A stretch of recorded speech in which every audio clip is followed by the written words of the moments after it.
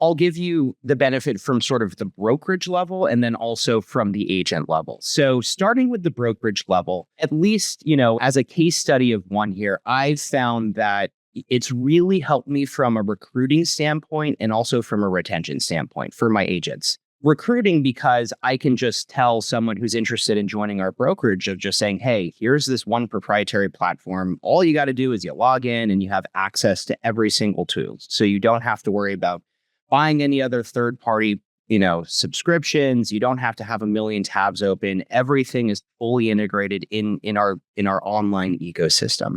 And then from a retention standpoint, it's been amazing because my agents get used to that workflow, right? And once I can save them a lot of time from a brokerage level, it's very rare that they're going to want to go somewhere else, assuming we're doing a good job at, from an admin perspective.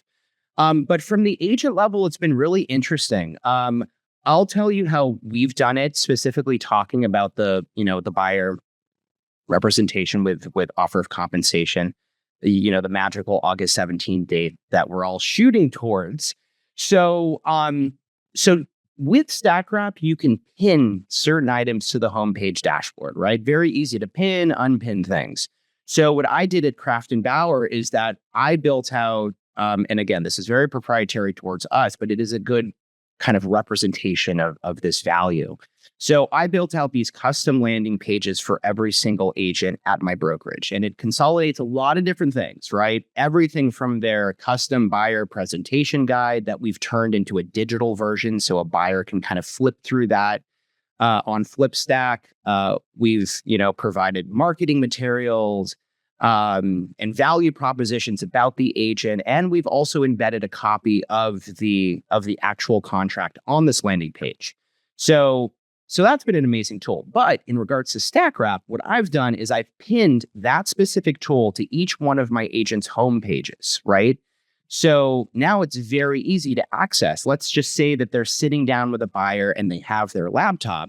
All they have to do is open their laptop, log into StackWrap, click the button because it's just right there front and center to pull up that homepage. And then if they're just sitting down with a buyer having a conversation in a coffee shop or something, they could just go through exactly what I've built out for them at the brokerage level. So it's super easy for them to access. I think the broader point, going back to maybe one of the main topics, is that, that's an idea that I had. Maybe you also running a team, Marky, you could say, you know what, I've got this thing that I have in mind for my agents, and this is kind of how I want to construct it. Maybe it's a piece of training material that you want to have embedded or integrated with whatever third-party tool that you're using. Maybe it's a quick link to the contract so agents can just quickly get there.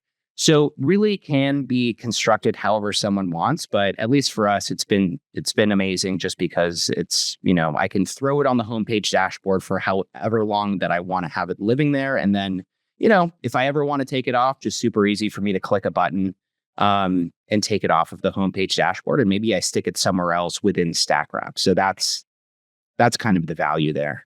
Now I got excited. Again, but let me tell you why. Now, the custom landing pages, is this something that you're building separately or is this something inside of StackWrap? This is something that I built separately. So it's a Craft & Bauer tool that we built within Squarespace. Okay, but now I want you to hold on for a second, right? Sure. And this is the joy of having a brokerage and being able to navigate. One, I want to applaud you for taking action, because I've been hearing from a lot of real estate agents on the street, and they're saying that they feel abandoned right now by their brokers.